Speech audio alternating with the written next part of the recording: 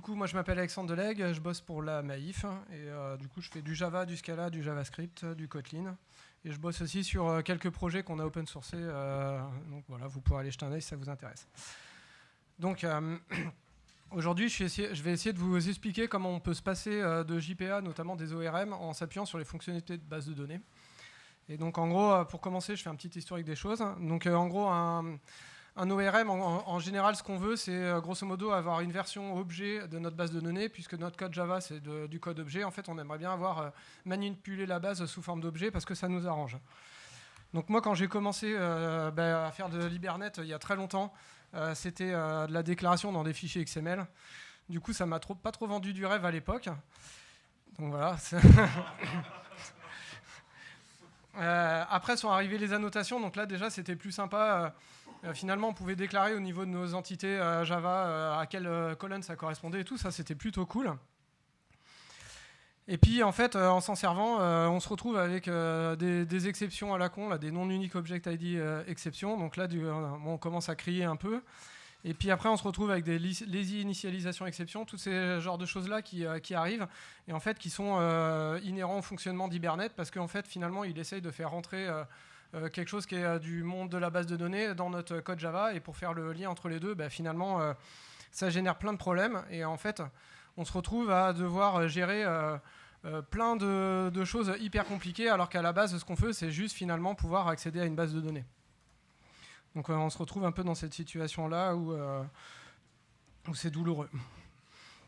En plus de tous les problèmes qu'on peut avoir liés au fonctionnement de Hibernate, en fait, il faut qu'on apprenne des nouveaux langages de requêtage à la base. Donc ça fait plein de choses à apprendre finalement pour ne pas apprendre à faire des requêtes SQL. Donc on en vient à une situation de haine complète.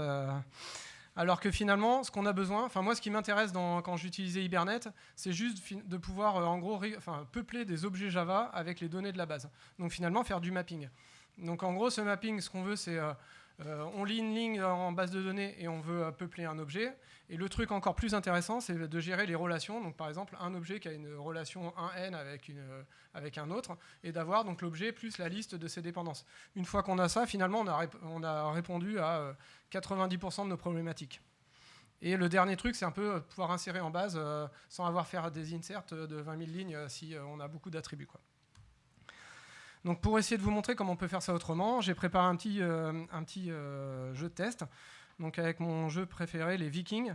Et donc en gros, le modèle de données il est assez simple. On a un objet Viking avec des descriptions sur notre Viking, et puis on a des dracars qui ont un certain nombre de membres et potentiellement un chef. Donc si on commence juste à faire un petit select dans notre table de Viking, si je me mets dessus c'est mieux. Ah oui, c'est que c'est en bas. Donc là voilà, j'ai requêté, j'ai grossi peut-être un peu trop, je vais mettre un peu moins. Non, il veut pas. Ah si. Donc là j'ai requêté ma table de Viking et en fait on voit qu'il y a des Vikings dedans. Donc le premier truc que je vais essayer de faire, c'est de faire correspondre ça à mon objet Java. Et donc si on regarde un peu mon code, en gros, j'ai un client pour Postgre, qui est le client Vertex, qui est assez sympa à utiliser. Ici, je vais pouvoir mettre des requêtes des requêtes SQL, et derrière, je vais essayer de le faire mapper sur mes objets Java. Et donc, mes objets Java, c'est un Viking et des dracars qu'on voit, ils ont une liste de Vikings. Donc, si je fais juste, comme ici, un select étoile tout court, ça, en fait, pour le mapper en Java, généralement, c'est ce qu'on prend. Quand on fait du JDBC, c'est un result set, puis on va lire chaque attribut, puis le mettre dans notre objet. Mais en fait, dans Postgre, il y a un truc qui s'appelle row to JSON. Et en fait, ce truc-là, ce que ça fait, c'est que ça prend toutes les colonnes et en fait, ça fabrique un JSON avec. Et donc, une fois qu'on a fait ça, finalement, le mapping en Java, il suffit d'utiliser Jackson et ça se fait assez simplement. Donc là, donc je vais juste prendre la requête qui est ici. Tac.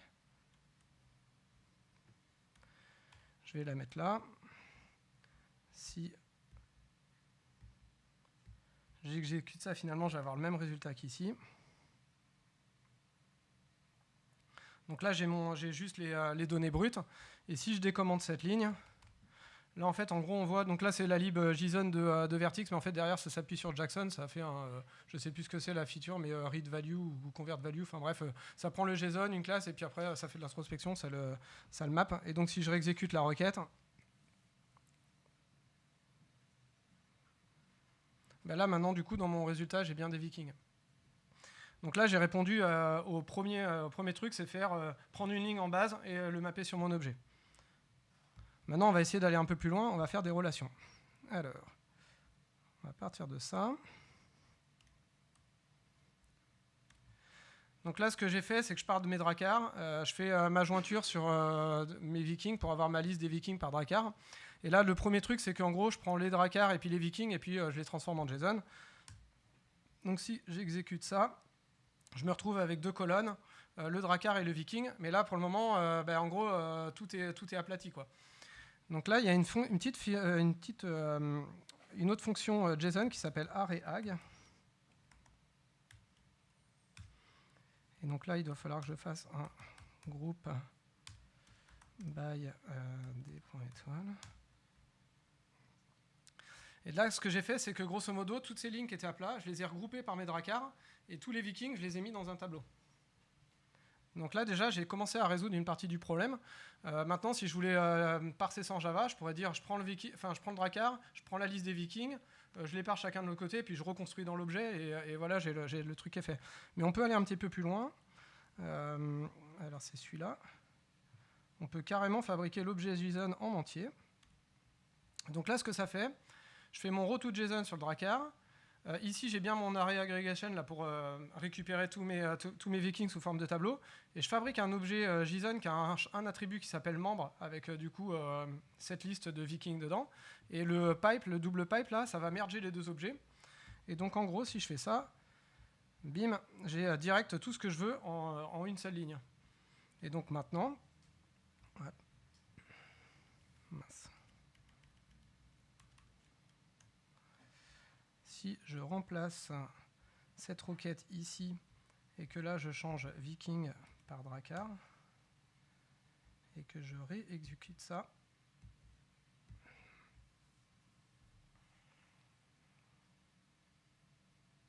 ok. Et donc là j'ai bien mes dracars avec ma liste de vikings. Donc là c'est plutôt cool finalement, j'ai réussi à faire à gérer mes relations un n, et puis du coup je peux en avoir autant que je veux, et puis les agréger comme ça, et donc là j'ai mon parsing qui est super facile à faire. Et sans utiliser finalement aucun framework type ORM. Donc maintenant on peut aller encore plus loin. En fait dans Postgre il y a la possibilité directement de stocker des JSON. Donc là en fait là ça c'est très bien si vous avez déjà un modèle de données existant et que vous voulez pouvoir le transformer en Java facilement. Mais si vous avez la main dès le début sur votre modèle de données, au lieu de stocker en fait une colonne par attribut, vous pouvez faire... non, c'est pas là-dessus, c'est comme ça. Vous pouvez faire ça. Donc là, j'ai une table viking avec un champ JSON. Donc ça, c'est supporté par Postgre. Donc c'est un type JSONB. Et là-dessus, je vais pouvoir créer un index de type JSON.